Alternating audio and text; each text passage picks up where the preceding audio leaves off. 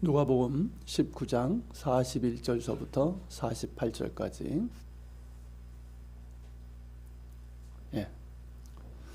찾으신 줄 알고 한 절씩 저와 함께 교독하시겠습니다. 가까이 오사 성을 보시며 우시며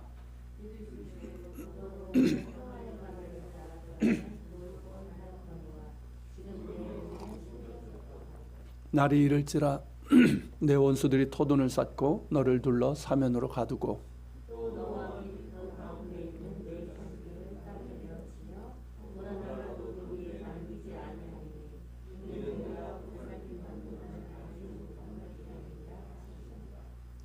성전에 들어가사 장사하는 자들을 내쫓으시며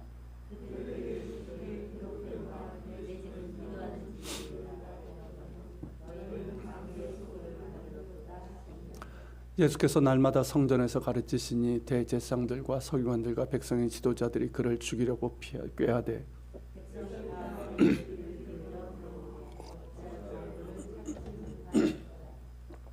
아멘. 먼저 시 한 편을 읽도록 하겠습니다. 띄워주시고요. 도미누스 플레빗. 주님이 우셨다. 주님이 우셨던 곳, 예루살렘을 내려다보시며 우셨던 곳. 예루살렘아, 예루살렘아, 지금도 그 소리, 그 눈물이 떨고 지는 곳. 여전히 주님의 눈 그 위에 머물러 있고 창밖으로 바라보는 거룩한 성의 폐허. 2000년이 지나도 변함없는 배척. 차라리 기도할 것은 주님 눈물 내 눈물 되어 주님 마음 내 마음 되어 그곳을 바라보고 그들을 바라보고 내가 주님 되어 울고 싶고 내가 주님 되어 품고 싶은, 그래서 이 땅이 주님의 것이 될 수 있다면, 그래서 이들이 주님께로 올 수 있다면 오늘 주님의 눈물이 내 영혼 적시길, 내 눈을 씻기길, 내 마음을 채우길. 어느새 주님의 눈물인 양 내 뺨에 흐르고 있다. 2005년 9월 4일 예루살렘이 보이는 감람산 기슭 주님 눈물 교회에서 기도하던 중에 주신 마음을 옮겨보며, 예전에 한번 소개한 적이 있었던 시지요. 제가 원래 시적 감성이나 어떤 능력이 있는 사람이 아니어서 드러내기도 부끄럽고 지금까지 쓴 시가 손에 꼽는 정도지만, 이 시를 굳이 다시 소개하는 이유는 오늘 본문과 관련이 있기 때문입니다. 41절에 보면 가까이 오사 성을 보시고 우시며 라고 했는데, 감람산 동편의 벳바게에서 나귀 새끼를 타고 감람산 정상을 넘어 내려오실 때, 그때를 말하는 겁니다.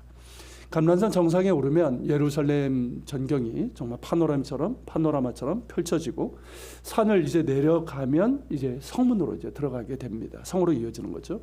그렇게 감람산에 오르셔서 예루살렘으로 내려가시면서 성을 보시고 그리고 우셨다는 것입니다. 그 장소로 이제 짐작되는 곳에 이제 비잔틴 시대의 교회가 세워지고, 현재의 건물은 보시는 건데요. 이게 이제 감람산 정상에서 보는 교회입니다. 눈물교회라고 하는. 그리고 이제 이게 내려가는 길이고요. 예루살렘이 보이시죠? 황금돔을 비롯해서. 물론 이제 예수님 당시에 지금 이제 많이 달랐겠지만, 그리고 이게 이제 교회 건물입니다.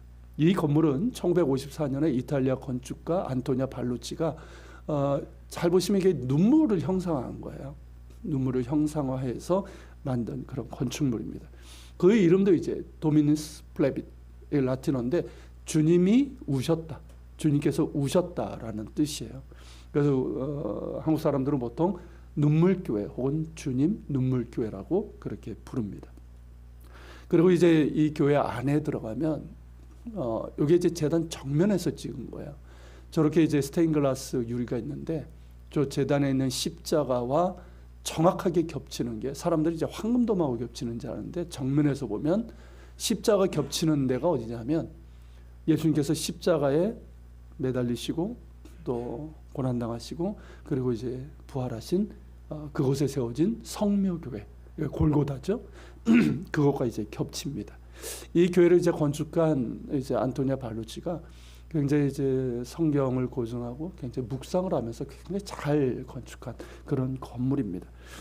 그래서 많은 것을 느끼게 되고 특별한 감동과 은혜가 있는 곳이에요. 제가 이제 그 2005년 9월 4일 그때 어떤 문제로 하루 이제 금식을 이곳에서 좀 했습니다. 그러면서 이제 저 안에서 저렇게 이제 바라보면서 주님께서 주신 그 감동. 그러니까 이 본문을 이제 묵상을 했었는데 그때 주셨던 그 마음을 이제 옮긴 시가 바로 앞서 여러분들께 이제 함께 나눴던 시였습니다. 본문에서 이제 예수님께서 우셨다라고 했는데 여기서 사용된 헬라어 단어가 뭐냐면 그냥 이제 눈물을 흘리는 정도가 아니라 소리를 내어서 통곡하는 것을 말합니다. 그러니까 예수님께서 그저 이제 눈물방울 이제 조금 떨어뜨린 것이 아니라 정말 꺼이꺼이 소리를 내면서 그렇게 통곡하며 우셨다는 의미입니다. 이런 예수님의 모습이 어떠하십니까? 어떤 분들 특히 뭐 남자분들은 좀 낯설고 당황스러울지도 모르겠습니다. 하지만 예수님의 심정이 어땠는지를 우리가 조금이라도 헤아려 본다면 왜 그렇게 통곡하셨는지를 우리가 알게 됩니다. 얼마간 우신 예수님은 이런 말씀을 하셨죠. 42절인데 같이 읽어볼까요? 이르시되 너도 오늘 평화에 관한 일을 알았더라면 좋을 뻔하였거니와 지금 내 눈에 숨겨졌도다. 공동번역이나 이제 표준세 번역 같은 이제 현대어 번역에 보면 이 평화에 관한 일 대신에 평화의 길로 번역을 했어요. 같은 의미입니다. 둘 다 가능한 번역이고요. 오늘 내가 평화에 관한 일 혹은 평화의 길을 알았더라면 좋았을 텐데 그것이 내 눈에 숨겨졌다는 거예요. 너는 누굽니까?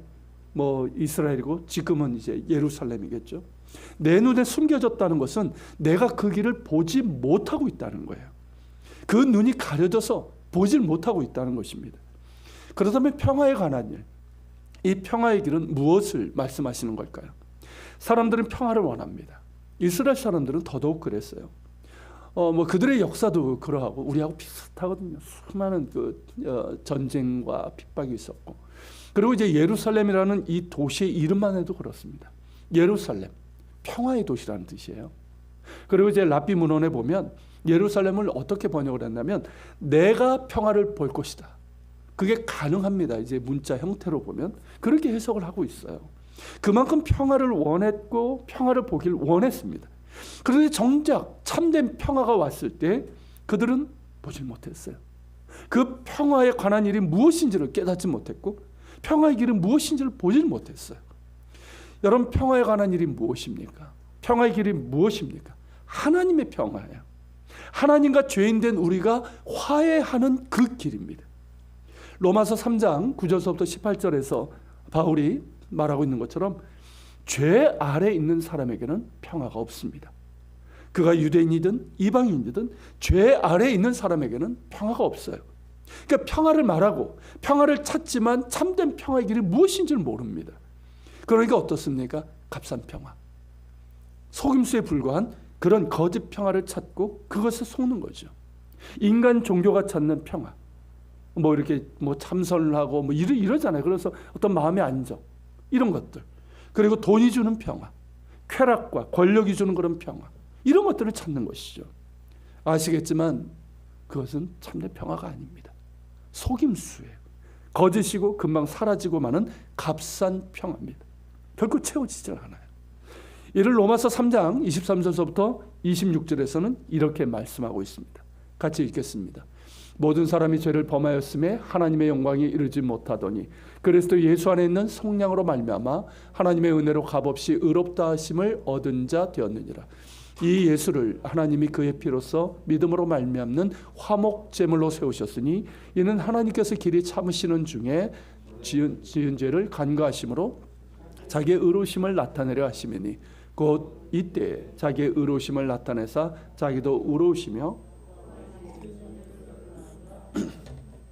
아멘.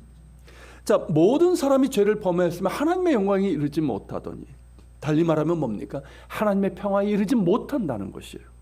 우리에게는 평화가 없습니다. 하나님을 떠난 죄인에게는 참된 평화가 없어요.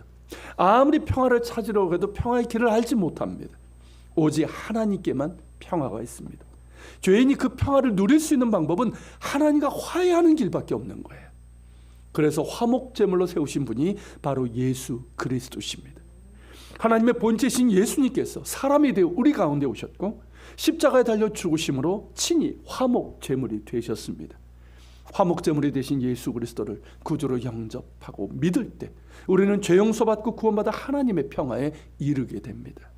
그래서 참된 평화는 구원입니다. 죄 용서의 구원을 통해서 우리는 참된 평화를 얻는 거예요. 그 평화의 구원을 주실 수 있는 분이 바로 예수 그리스도십니다. 구약 성경 역시 이를 예언하고 있습니다. 이사야서 9장 6절인데요. 자, 같이 읽겠습니다. 이는 한 아이가 우리에게 낳고 한 아들을 우리에게 주신 바 되었는데 그의 어깨는 정사를 메었고 그의 이름은 기묘자라 모사라 전능하신 하나님이라 영존하신 아버지라 평강의 왕이라 할 것임이라. 한 아기가 우리에게 낳고 한 아들을 우리에게 주신 바 되었는데 누구를 말씀하시는 겁니까? 예, 하나님의 독생자 예수 그리스도의 성육신을 말하는 거예요. 그 성탄절인데 아기로 우리에게 오신 하나님의 아들 예수 그리스도를 말합니다. 그분의 이름이 뭐라고 그랬습니까? 기묘자라 모사라. 무슨 뜻입니까? 놀라운 지혜와 능력으로 하나님의 영광을 나타내실 분이라는 그런 말씀이에요.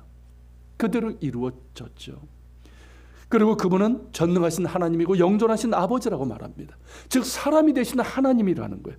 사람인데 그냥 그를 신격한 것이 아니라 사람이 되신 하나님이시라는 거예요. 하나님이 우리와 같은 육체가 되셔서 우리 가운데 오신 임마누엘의 하나님이시라는 겁니다. 그리고 그분의 이름은 평강의 왕입니다. 평화의 왕이십니다. 그분 자신이 평화이고 우리에게 참 평화를 주시기에 오신 분이시라는 겁니다. 평화를 알지 못하는 우리에게 참 평화를 주시기 위해서 오셨고 우리에게 참된 평화의 길을 보여주셨고 친히 평화의 길이 되십니다. 예수 믿으면 됩니다.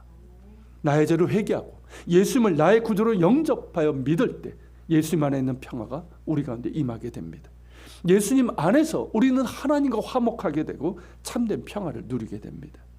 이처럼 메시아는 평화의 왕이십니다. 메시아는 하나님의 평화를 가지고 우리에게 오시는 평강의 왕이시고 메시아를 통해서 우리가 하나님과 화해할 수 있음을 말씀하고 있습니다. 예수님 안에 평화의 길이 있습니다. 그런데 정작 이스라엘은 예루살렘은 그 길을 보지 못했습니다. 지금도 마찬가지예요. 평화의 복된 소식을 듣고 산을 넘는 예수님의 발걸음. 시편에 나오지 않습니까? 그죠? 그 복음의 복된 소식을 듣고 산을 넘는 자들의 발걸음이요. 그 찬양하고 있지 않습니까? 그렇게 복된 소식을 듣고 이 평화의 복된 소식을 들고 산을 넘는 예수님의 발길을 깨닫지 못했습니다. 그렇게 평화를 원했던 그들이 그래서 그 인사말도 뭡니까? 평화를 뜻하는 유대인들의 인사말 샬롬이잖아요. 그럴 정도로 이 평화를 원했던 그들인데 정작 평화의 왕이 오셨음에도 그분을 바르게 본 이들은 그렇게 많지 않았습니다. 예수님께서 평화에 관한 일들을 전하시고 평화의 길이 무엇인지를 보여주셨음에도 그 눈이 어두워서 보질 못합니다. 그 귀가 어두워서 듣질 못합니다. 그래서 멸망의 길로 가고 있습니다. 망하는 길로 가고 있는 거예요. 그러니까 예수님의 마음이 어떠시겠습니까? 너무나 아픈 거죠. 당신의 왕, 그들의 왕이시고 그들을 위해서 그들에게 참된 평화를 주시기 위해서 오셨는데 그걸 보질 못하고 깨닫지 못하고 그래서 멸망의 길로 가는 그들을 보시면서 예수님의 마음이 너무나 아프시고 그러니까 어떻습니까? 목 놓아 꺼이꺼이 통곡하며 우실 수밖에 없었던 거예요. 예수님께서 이렇게 우셨던 모습을 보면 사실 우리보다 더 평화를 원하시는 분은 하나님이십니다. 우리 인간은 범죄하여 하나님을 대적하고 하나님을 떠나 하나님과 원수가 되었습니다. 그래서 평화를 원하지만 참된 평화가 뭔지 모르기 때문에 하나님을 찾지 않았단 말이죠. 그렇지만 하나님은 우리를 사랑하셔서 우리와 화해하기를 원하셨습니다. 그래서 참된 평화를 우리에게 주시길 원하십니다. 이스라엘에게는 더더욱 그러했습니다. 열방 중에서 택한 백성이고 그들은 하나님을 잊고 하나님 우상 숭배와 범죄하고 하나님을 버렸지만 하나님은 그들을 한시도 잊은 적이 없으시고 그들을 포기하지 않으셨습니다. 그들을 사랑하셨고 그들이 회개하고 돌이켜서 하나님을 알고 하나님과 화목하기를 원하셨습니다. 그래서 하나님께서 원하신 대로 세계 열방 가운데 살아계신 하나님을 알리는 제사장 민족이 되기를 원하셨습니다. 그래서 메시아에 대한 예언으로 하나님께서 친히 당신의 백성들 가운데 임하실 것이라고 말씀하신 거예요. 그리고 마침내 오셨습니다. 바로 예수님이신 거예요. 그런데 이스라엘이 어떠합니까? 깨닫지 못합니다. 보질 못합니다. 자신들의 주인 왕이 오셨음에도 알지 못하고 깨닫지 못합니다. 그러니 예수님의 마음이 어떠하십니까? 너무나 마음이 아프신 거죠. 마치 이사야서 1장에서 하나님이 탄식하셨던 말씀과 같습니다. 이사야서 1장에 보면 3절서부터 4절인데요. 이렇게 하나님이 탄식하십니다. 같이 있습니다. 소는 그 임자를 알고 나귀는 그 주인의 구유를 알건만은 이스라엘은 알지 못하고 나의 백성은 깨닫지 못하는도다 하셨도다.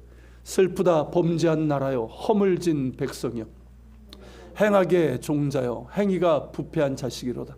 그들이 여호와를 버리며 이스라엘의 거룩한 일은 만홀히 여겨 멀리하며 물러갔도다. 이사야서 말씀에는 어떻습니까? 이 말씀에는 하나님의 눈물이 담겨 있는 거예요. 탄식의 눈물이고 사랑의 눈물이에요. 가축도 그 임자를 압니다. 그렇지 않습니까? 소도 자기 임자를 알아요. 나귀도 그 주인을 압니다. 그런데 정작 자신의 주인이시며 왕이신 하나님을 알지 못하는 이스라엘, 그들을 향한 탄식이고 그들을 사랑하시기에 흘리시는 하나님의 눈물이에요. 이게 이사야서에 담겨 있어요. 그 뜨거운 눈물이 바로 예수님의 눈물입니다. 아니, 이보다도 더한 탄식의 눈물이고 사랑의 눈물이에요. 왕으로 오셨지만 왕을 알지 못하는 그들의 무지함을 보고 우셨습니다. 그들이 자기 하나님을 알지 못하고 자기들에게 임한 평화의 일을 받아들이지 않음으로 인해서 슬퍼하시면서 우셨습니다. 그리고 그 결과 그들이 받을 심판을 아셨기 때문에 우실 수밖에 없었습니다. 이어지는 43절 44절에서 이렇게 또한 말씀하셨죠. 같이 있습니다. 날이 이를지라 내 원수들이 토둔을 쌓고 너를 둘러 사면으로 가두고 또 너와 및 그 가운데 있는 내 자식들을 땅에 메어치며 돌 하나도 돌 위에 남기지 아니하리니 이는 내가 보살핌을 받는 날을 알지 못함을 인함이니라. 이 말씀은 뭡니까? 앞으로 있을 일을 예견하시면서 말씀하신 예언이에요. 실제로 주 70년 로마 군대가 예루살렘 주변에 이 토둔, 그러니까 토성이죠, 이걸 쌌습니다. 그래서 결국 그때가 이제 6월절 다음이었는데 6월절에 100만 명의 유대인들이 모여가지고 예루살렘에 있었어요. 그 작은 성에. 결국 어떻게 됩니까? 토성을 쌓고 포위를 해버리니까 이 100만 명의 유대인들의 상당수가 대부분 굶주려 죽었어요. 그리고 성을 점령할 때 로마 군대가 아이들까지 모두 학살했는데 그 아이들을 두 발을 들고 두 발을 잡고 땅에 메어치거나 벽에 메어쳐가지고 실제로 그렇게 죽였다고 합니다. 2차 세계대전 때 나치도 유대인 아이들을 그렇게 죽였다고 그래요. 그렇게 잔인한 방식으로 죽였습니다. 그리고 로마의 사령관 티투스는 예루살렘 도시 전체를 완전히 파괴할 것을 명했어요. 그래서 예수님의 말씀처럼 돌 하나도 돌 위에 남지 않는 그런 폐허가 되고 말았습니다.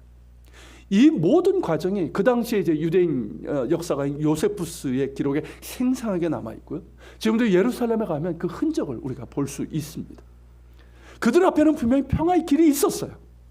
그 길은 로마에 대한 전쟁으로서 얻고자 하는 그런 평화가 아니라 화목제물로 오신 예수 그리스도를 그들의 왕으로, 그들의 주님으로 영접함으로 얻는 평화의 길이었습니다. 그러나 그들은 그 평화의 길을 보지 못했고 결국 전쟁과 멸망의 길을 선택하고 말았습니다.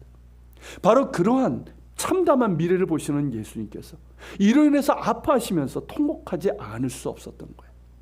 그렇지 않습니까?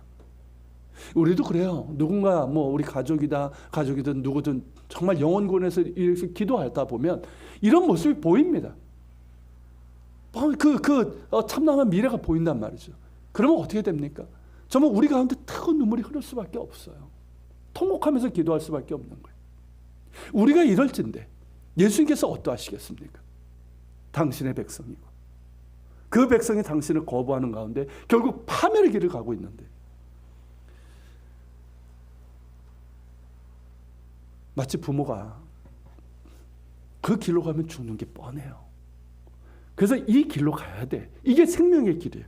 그래서 이 길이 생명이라고 아무리 설득해도 도무지 듣지 않고 자기가 옳은 대로 죽을 길을 가는 어리석은 자녀를 볼 때 어떠합니까? 그 마음이 무너지죠. 통곡할 수밖에 없는 거죠. 그런 심정일 거예요.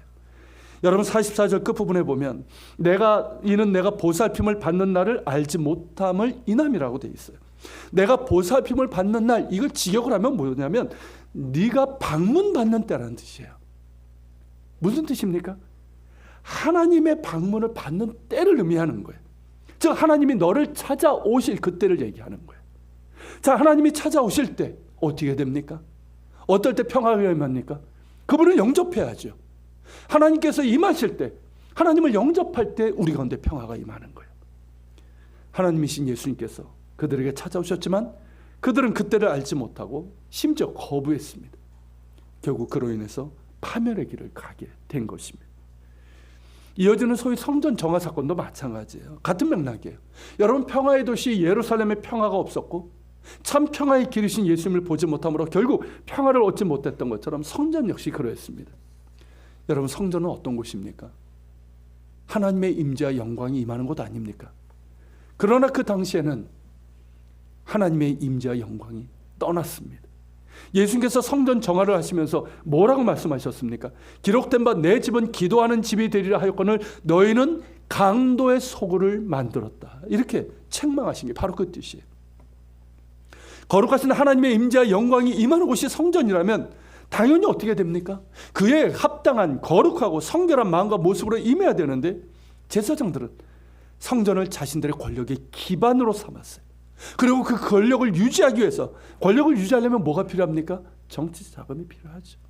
그래서 불법으로 정치 자금을 모았고, 그것이 뭡니까? 성전들에서 환전상들과 이 희생제물을 파는 이들을 드러놓게 한 거예요. 윗돈을 받으면서 말이죠. 더러운 돈이 오갔습니다. 온갖 추악하고 탐욕스러운 술수와 거래가 있었습니다. 강도 소굴이죠. 하나님이 떠난 성전은 그 아무리 화려하고 웅장해도 더 이상 성전이 아닙니다. 그저 몸뚱이가 큰 건물일 뿐이에요. 예루살렘 성전은 로마 제국 내에 5손가락 안에 뽑히던 그런 웅장하고 화려했던 건물이었습니다. 그러나 그 건물 완공된 지 불과 몇 년 안 돼가지고 돌 하나도 돌 위에 남지 않고 다 파괴되고 말았습니다. 이 역시 예수님의 눈물 가운데 있었습니다. 그렇지 않겠습니까? 거룩한 도시에 예루살렘이잖아요. 그곳에 거룩하신 하나님을 예배하는 곳, 마땅히 있어야 될 거룩이 없어졌어요. 모든 사람들이 정말 궁휼하심을 얻기 위해서 하나님 앞에 나가서 정말 하나님의 궁휼을 구하는 만민이 기도하는 집이 돼야 되는데 온갖 더럽고 추악한 그런 탐욕스러운 직들이 자행되는 강도의 소굴이 되고 말았어요. 그런 성전을 바라보시는 예수님의 마음이 어땠을까요?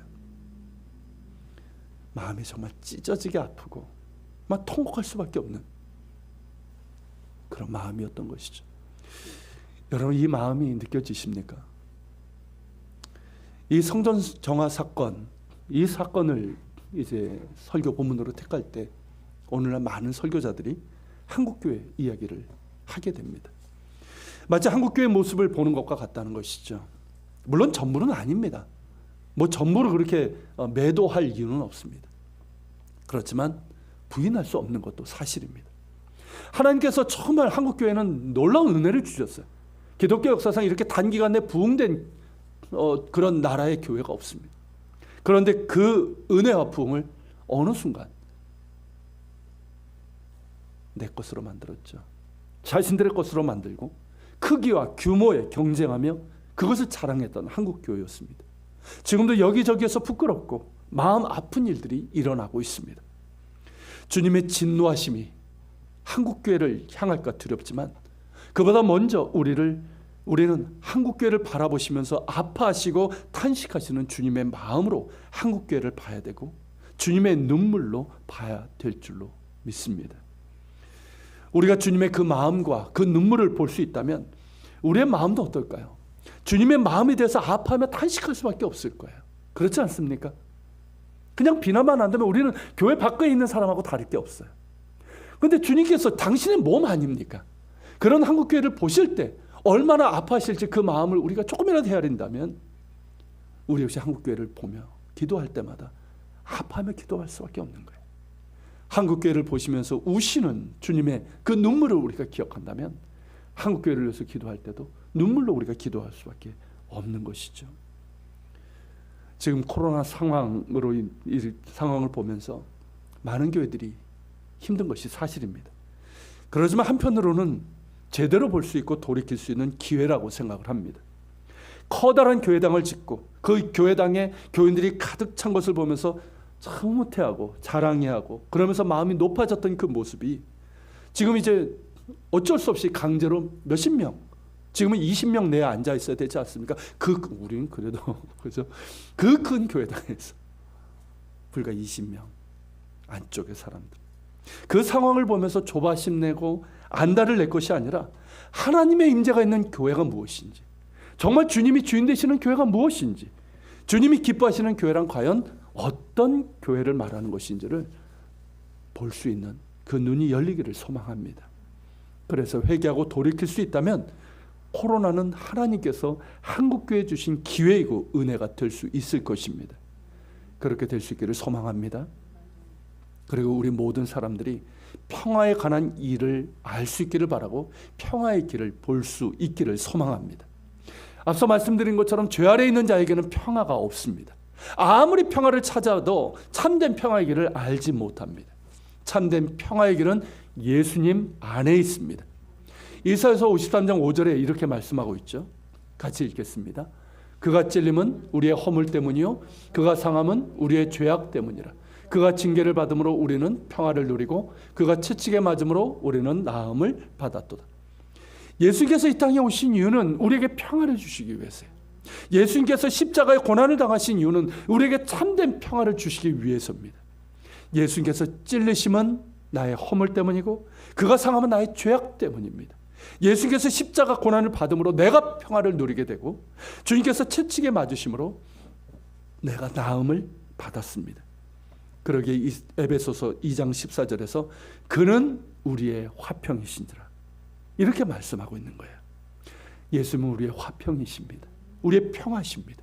평강의 왕으로 이 땅에 오셨고 십자가의 화목제물로 자신을 들이심으로 우리로 하여금 하나님과 화목하게 하셨습니다.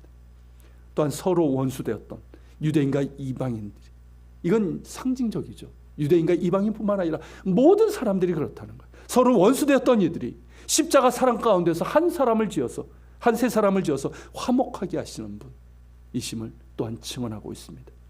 예수님 안에서 우리가 서로를 용서할 수 있고 용납하며 화목할 수 있습니다. 할렐루야. 예수님은 우리의 화평이십니다. 예수님 안에 참된 평화가 있습니다. 그러기에 예수님께서 이렇게 말씀하시는 거예요. 같이 읽어볼까요? 평안을 너에게 끼치노니 곧 나의 평안을 너에게 주노라.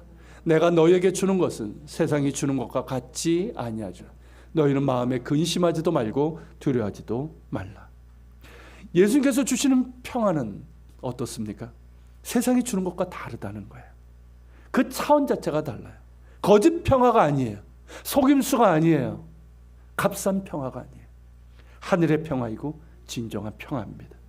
일시적인 마음의 안정이 아니라 영혼 깊숙이 임하는 평화이고 상황을 뛰어넘는 평화입니다. 여러분, 이 평화를 아십니까? 이 평화를 누리고 계십니까? 평화의 왕으로 오신 예수님을 온전히 영접하십시오. 그냥 예수 믿는다 하지 말고 정말 예수님을 나의 왕, 나의 주님으로 온전히 영접하십시오. 아무리 예수님 믿는다고 하고 교회 수십 년 다닌다 해도 내가 왕이고 내가 주인이면 이 평화를 알지 못합니다. 보지 못합니다. 내가 왕 되었던 그 자리에서 내려와 예수님을 나의 왕으로 온전히 영접함으로 믿으십시오. 예수님의 평화가 여러분들 심령 가운데 임할 것입니다. 그리고 더욱더 예수님 안에 거하십시오. 예수님과 올바른 관계를 맺으십시오. 예수님이 왕 되시는 삶을 살아가십시오. 예수님을 사랑하고 예수님을 닮아가는 삶을 살아가십시오. 예수 안에 평화에 관한 일들이 있습니다. 평화의 길이 있습니다. 하나님과 화목할 수 있는 길이 있습니다.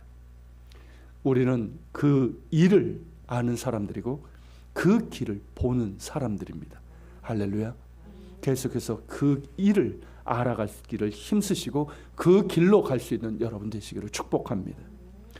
그리고 아직도 그 평화의 길을 알지 못하고 이 평화의 일을 보지 못하는 이들이 수두룩합니다. 이제 곧 성탄절인데 평화의 왕으로 오신 예수님을 보지 못하는 이들이 너무나 많습니다. 그들을 보면서 예수님의 그 마음과 눈물이 우리에게 부어질 수 있기를 소망합니다. 그렇게 기도했으면 좋겠습니다. 믿지 않는 가족을 위해서 기도할 때, 친구들을 위해서 기도할 때, 주변 사람들, 여러분 가까운 이들이 있잖아요. 그들을 위해서 기도하십시오. 기도하되 주님의 마음을 부어주시기를 구하면서 기도할 수 있길 바랍니다. 주님의 마음이 내 마음이 되게 하시고 주님의 눈물이 나의 눈물이 되어서 그들을 품을 수 있고 그들을 볼 수 있게 해달라고 그렇게 구하며 기도합시다. 그리고 그들에게 참 평화의 길이 되시는 예수 그리스도를 전할 수 있기를 바랍니다. 같이 기도합시다.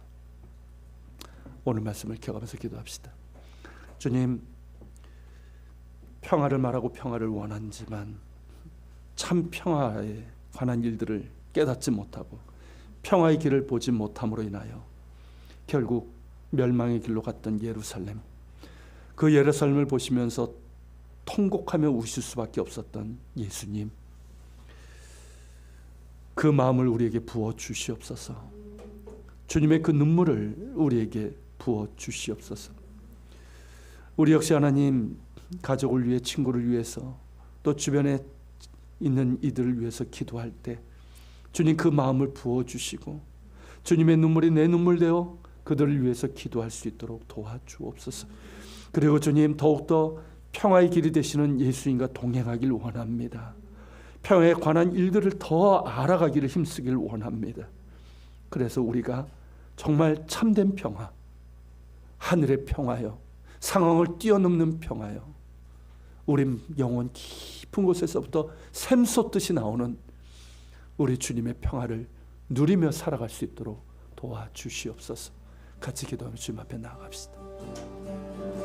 사랑하는 주님, 이 시간 기도하며 주님 앞에 나아갑니다. 평화의 왕으로 오셨고 또 평화가 되신 주님을 찬양합니다. 거룩하신 주님, 오직 주님 안에만 평화가 있습니다. 주님, 더욱더 주님과 동행하게 하시고 주님 안에 있게 하여 주시고, 그래서 정말 이 평화에 관한 일들을 알아가게 하시고 평화의 길을 갈 수 있도록 주님 도와주시기를 원합니다. 예수님을 온전히 나의 왕으로 모시고 정말 예수님이 주인 되시는 삶을 살게 하시고 정말 주님을 닮아가며 주님을 사랑하며 주님과 동행하는 귀한 삶이 될 수 있게 도와주옵소서. 예수 안에 거하게 하소서. 그리고 주님, 주님의 마음을 우리에게 부어주소서. 정말 아버지의 종의 마음에 부어주셨던 그 마음, 이스라엘 향해서 또 아버지 일본을 향해서 기도할 때 아버지 주셨던 그 마음, 종의 아들을 위해서 기도했던 그 마음, 주님 그 마음을 부어주셔서 주의 마음이 내 마음이 되게 하시고 주의 눈물이 내 눈물이 되어서 주님 그 영혼들을 나도 품게 하시고 위에서 아버지 눈물로 기도하게 하여 주옵소서.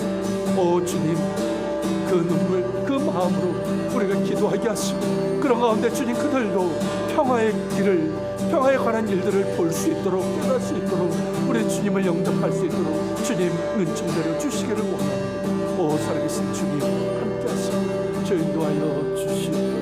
그렇습니다.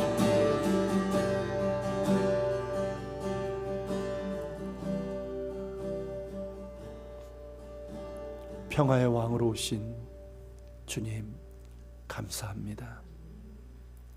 평화를 말하고 갈망하고 찾지만 참된 평화가 뭔지 모르고 값싼 평화로 그렇게 속고 마는 우리 헛된 우리들을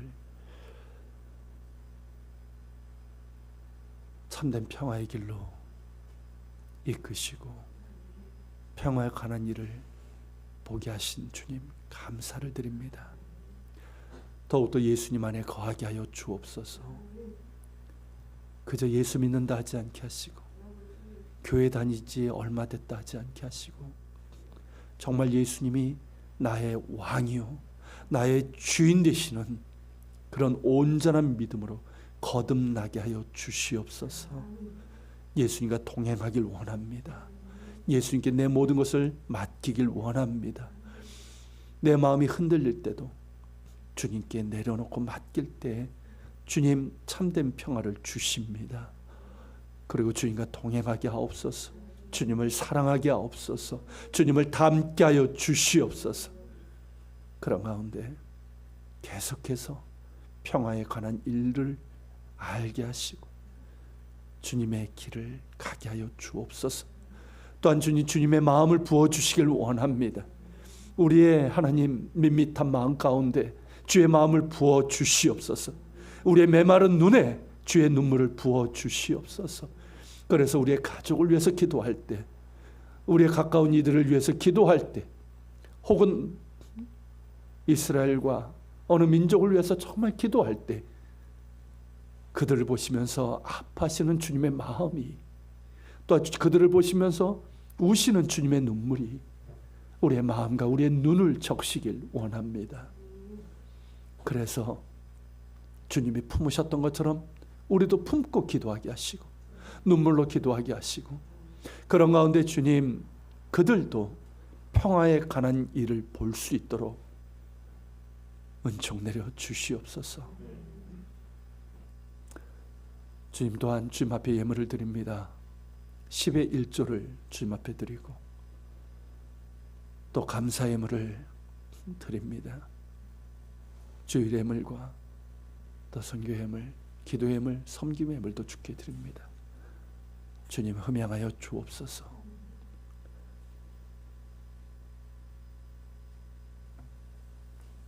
이제는 우리 주 예수 그리스도의 은혜와 아버지 하나님의 그 크신 사랑과 성령님의 감화 감동 교통 역사하심이 참된 평화의 길이 되시고 평화에 관한 일들을 우리에게 보여주신 예수님, 주님과 동행하며 또한 주님 안에 더욱더 거하길 원하고, 또한 주님의 그 마음과 눈물을 우리에게 부어주시기를 사모하는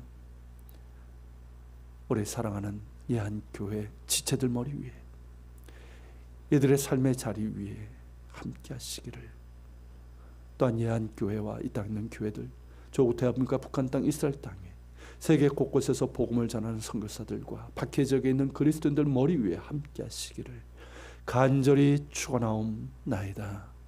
아멘.